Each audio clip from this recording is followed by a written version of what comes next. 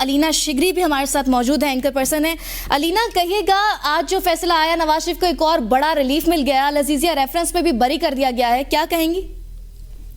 जी, अगरचे एक बहुत बड़ा रिलीफ बेशक नवाज शरीफ साहब को मिला है और आज उनकी जमात, उनके कारकुनान नेचुरली एक सेलिब्रेटरी मोड में नजर आ रहे हैं। रिलीफ का सिलसिला बदस्तूर हमें जारी नजर आ रहा है और ये जिस तरह से प्रिडिक्ट किया जा रहा था, कुछ रोज कबल ही राना सनाउल्लाह साहब ने भी कह दिया था कि अल-अज़ीज़िया रेफरेंस में भी अब जो ये आखिरी रुकावटें रह गई हैं वो भी दूर होने जा रही हैं। वो कुछ होता हुआ दिखाई दे रहा है एज प्रिडिक्टेड।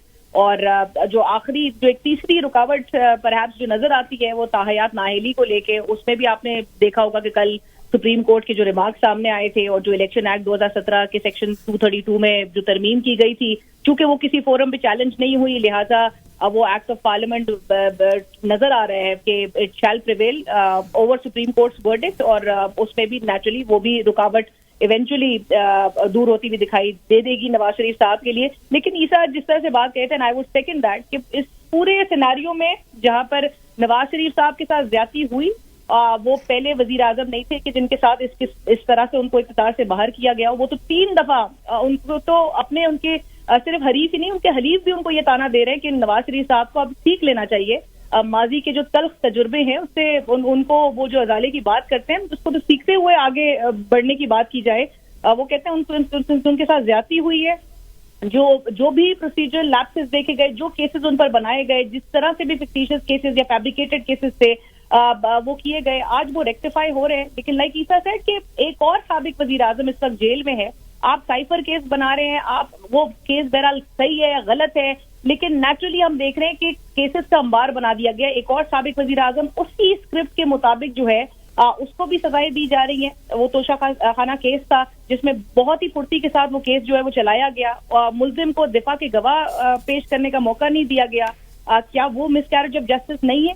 सवालात रेज होंगे और ये रेक्टिफाई कब होगा? नैब की बेबसी देखें कि आज नैब हमको नैब के प्रोसिक्यूटर जो है वो ये बता रहे हैं कि अल-अज़ीज़िया केस में उनके पास ओरिजिनल डॉक्यूमेंट्स ही नहीं थे, फोटोकॉपीज मौजूद थी। तो ये वही नैब है जो आज 190 मिलियन पाउंड का केस जो है वो इमरान खान साहब के खिलाफ बना रही है। क्या वो हमें आपसे कुछ दिन में क्या वो बताएंगे कि उनके पास जो है वो ओरिजिनल डॉक्यूमेंट्स ही नहीं है? क्या वो यही कहते हुए सुनाई देंगे कि पूरे निजाम पे, आपके सिस्टम पर जिस तरह के सवालात रेज हो रहे हैं? आपने हाई पावर्ड JIT देखी थी, तश्कील दी गई थी, सारे इदारों की नुमाइंदगी थी उसमें, पूरे मुल्क का पैसा, वक्त तमाम जाया होता हुआ हमें दिखाई दिया। जब आपने 10 के 10 वॉल्यूम्स में से क्या निकला, आज को हम यही देख रहे हैं कि जी अगेन प्रोसीजरल लैप्सेस से ट्रायल जो है वो गलत हुआ। ऑल्दो कि सुप्रीम कोर्ट का मॉनिटरिंग जज जो है वो बिठाए गए थे और उनके होते हुए ट्रायल गलत हुआ। तो एक बहुत बड़ा क्वेश्चन मार्क है। लेकिन मियां साहब के लिए, मियां साहब अगर इस तरह से इक़्तिदार में आ रहे हैं तो ये इक़्तिदार आखिर कितना अर्सा सस्टेन कर सकेगा?